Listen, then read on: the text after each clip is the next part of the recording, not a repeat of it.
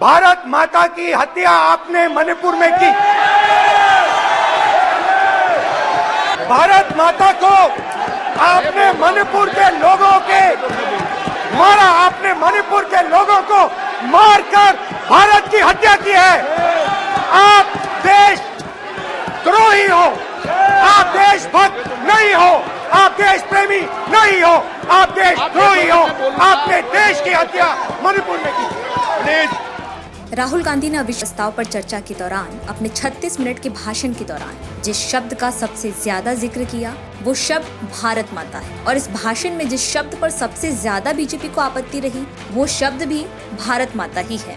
राहुल गांधी ने अपने भाषण में पूरा जोर देकर ये बात कही कि बीजेपी और पीएम मोदी ने मणिपुर में भारत माता की हत्या की है और ये लोग देशभक्त नहीं बल्कि देशद्रोही हैं।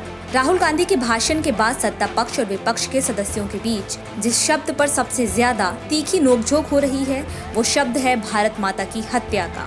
लेकिन अब सियासी गलियारों में चर्चा है कि राहुल गांधी ने अपने भाषण में सोच समझकर ये हिस्सा रखा था और भारत माता के जरिए बीजेपी की सबसे अहम कड़ी पर सीधा प्रहार कर दिया।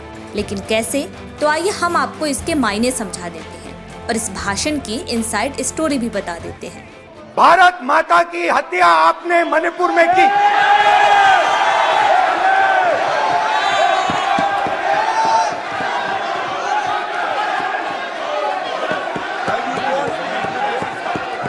भारत माता को आपने मणिपुर के लोगों के मारा, आपने मणिपुर के लोगों को मारकर भारत की हत्या की है। आप देश द्रोही हो, आप देशभक्त नहीं हो, आप देश प्रेमी नहीं हो, आप देशद्रोही हो। आपने देश की हत्या मणिपुर में की। प्लीज प्लीज एक मिनट प्लीज। राहुल गांधी का संसद में दिया गया ये बयान बीजेपी पर किया गया अब तक का सबसे तीखा हमला है। राहुल गांधी ने अपने भाषण के जरिए सीधे तौर पर बीजेपी की देशभक्ति और राष्ट्रवाद को सवालों के घेरे में ला दिया।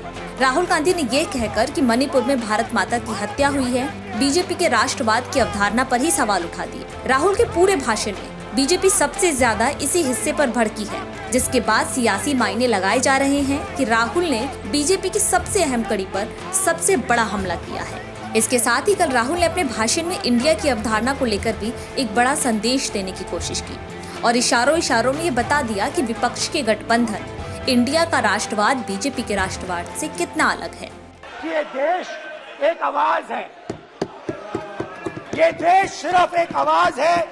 ये देश इस देश की लोगों की आवाज है, इस देश के लोगों का दर्द है, दुख है, कठिनाइयां हैं।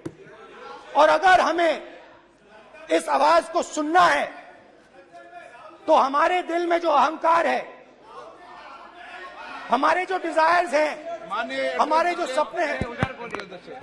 सपने हैं उनको हमें परे करना पड़ेगा। जब हम अपने सपनों को परे करते हैं तब हमें हिंदुस्तान की आवाज सुनाई देती है, तब तक हिंदुस्तान की आवाज हमें नहीं सुनाई देती।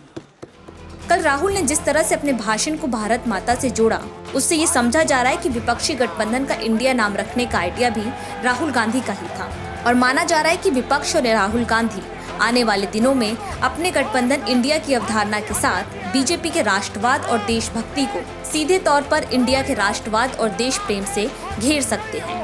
आप देश प्रेमी नहीं हो, आप देशद्रोही हो। आपने देश की हत्या मणिपुर में की।